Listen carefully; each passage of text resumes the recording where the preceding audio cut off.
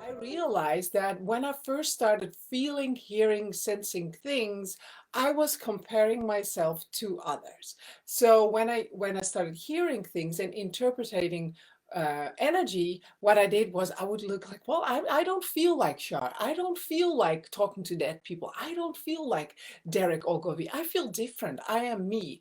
And so I felt like my gift or what I had was not real because it wasn't like what I had seen. And so I want you to get that. If you have been, for example, in one of those activations and other people see things and you might not, or you might like more be a person who senses things, I want to address that because what I see happening with my clients is they start comparing themselves to what other people respond. So what if you're someone very visual, you might see the most profound images and all of that, right? But if you're more like a feeler, a sensor, or just enjoying energy, right, in a different way, you might miss out on how you perceive that. And I want to like be very clear on that. That's an important part because when you start listening to your own guidance, it's your own guidance.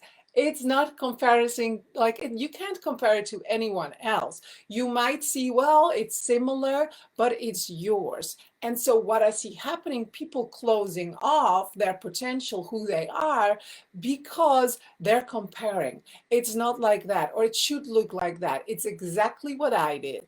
And what happened is when I started allowing, in the sense of trusting what I would feel was okay, it was enough.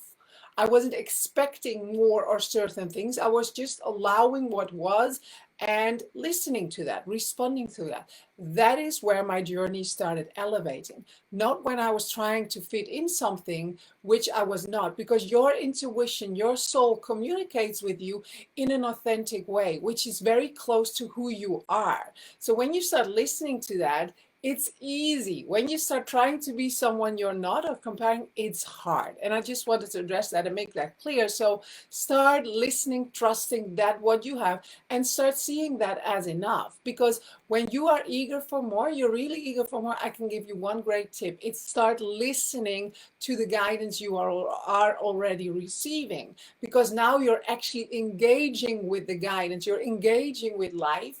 And so what happens in that, you're not thinking like, I should know more, it should be different. What if it would be like, what if I could hear stuff? Like all of that is just distracting you from what is and engaging that in life. And so instead of like not listening to the guidance as I did, right, for 20 years, not listening, I could hear it, I just didn't align my life with it. It's like start seeing all those little miracles in a day where you feel the guidance, where you feel the connection, where you know, where you're like clear, well, I know this, I knew this in advance, or things like that. Start appreciating and acknowledging and seeing them, responding to them, engaging, and now you're on this roll where more will be there on the path. But it's not like more comes first. It's like you engage with it, listen to it, trust it, and feel it is enough. And know it will be more. So that's just a little thing. A little rant from me, right? And now I'm going to see what they have to say. Hi, everyone. We love talking about the topic of trust in your own abilities because your potential, who you are, is truly unique to you. And so there is no one size fits all. There is only you engaging with your potential. You literally listening to your potential. It's like all the different cars on this world. There are like there's a lot of variety in colors, in shape, in size, just like with people. There's a lot of variety. And so we want you to get that you are authentic in who you are. There is only one of you on this planet, one expression of light, just like yours. And so when you start listening to that, when you start truly engaging with that, meaning you start feeling things as easy, when it feels easy to you, when it feels natural to you, when it feels nourishing and like Well, it's kind of logical. It makes sense in a sense. And maybe for you it does, but not for everyone else. And so these are usually the things, the blind spots you don't see because it's so much you. And so we want to address that a little deeper. If you start seeing the uniqueness of who you are, your preferences, your ability to laugh about this, to enjoy this. This makes me upset. This is satisfying me. When you start allowing to see the deep truth of what is satisfying to you, because that will actually call you into the greater things in your life. And when you start listening to that, when we're talking about, as Sigrid was discussing, when we are talking about allowing your potential to flow through, when you are comparing, when you are judging yourself, when you are making yourself smaller than you are, or your gifts, or whatever present or miracle happening to you, you make it smaller because you see other people having more, doing more, being more than what you do. You are instantly diminishing who you are. You are instantly diminishing your ability to radiate your light. And so we want you to get that in order to maximize your gifts, your talent, who you are in this world, it is time that you start managing your mind, that you start seeing the moments in which the mind interferes in your life in a not very helpful way.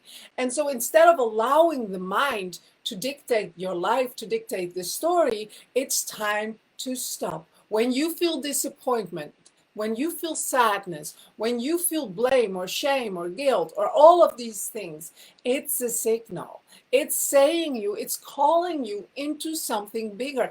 And instead of interacting, engaging, figuring it out, discussing, talking about it some more, about the disappointment, and really like analyzing it, many people start analyzing, especially women. They like to analyze. Now, it's a way of connecting with each other. But we are here to tell you, you connect. You can also connect from not analyzing all the problems or the things in life, but truly celebrating all the gifts you have, all the miracles happening, all the nudges happening in your life, what you see expanding. And it is a shift of awareness. And when you step into that shift, in which you are celebrating instead of analyzing, now you have that joyful living. Now you are at the sweet spot in your life. So start celebrating the moments, the gifts, the little things, the big things in your life. Start celebrating you instead of judging, because the judgment makes it very dense and heavy, and the celebration makes it very open and expansive. And if you do not feel that way right now, because you are kind of in a lower frequency because of judgment or anger or fear or disappointment or doubt, start doing something that delights you right now.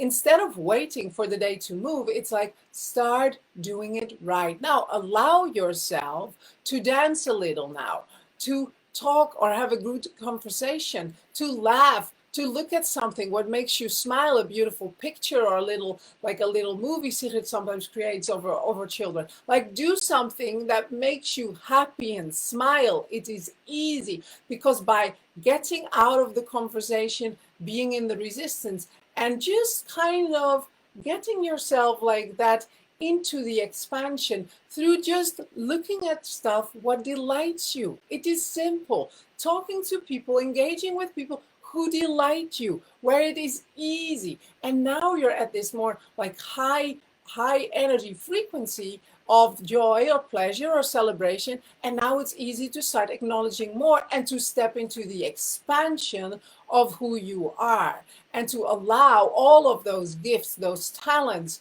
what you are to be activated. But it's close to you. It is who you are. It is not someone else. It is who you are. And start allowing who you are to be in your life more, instead of comparison, instead of like making yourself smaller, all of these things keeping you from radiating your light. And that was that. It is time to really step into who you are. And I think it is profound because it's different, right? I like the phrase they said, like, stop analyzing and start celebrating. It's like many women I know, they start analyzing everything, all their life, their problems with each other. And it's time to start celebrating the things. What is going well? What are you enjoying? Instead of having those conversations, because many of you have them on a daily basis with a lot of people. And so, what if you would shift that into having conversations about life you enjoy? It doesn't say you can't have conversations where you are actually addressing problems. It's not about that. But it's from a different energy engagement. That's what it is. It is a different energy where you are coming from. If you come from overflow, if you come from expansion, it's going to be more of that. And even coming into a problem or like trying to like solve something, no problem. If you are open to the solution, it's different than trying to analyze, figuring out where it goes wrong. You get more of that. So go into it, go into life today with an expansive heart and enjoy yourself. And so I'm already announcing next week I'm going to do 3 master classes. Okay, so be prepared. It's going to be a lot of fun. And so you can experience it, right? Some people have maybe never experienced it yet. It's going to be channeling, activations, very practical, all around embodiment, alignment, and activation. So I can't wait. It's exciting. And wishing you a wonderful day. I'm actually going to visit one of my friends today. Looking forward to that. Much love. Bye. Bye.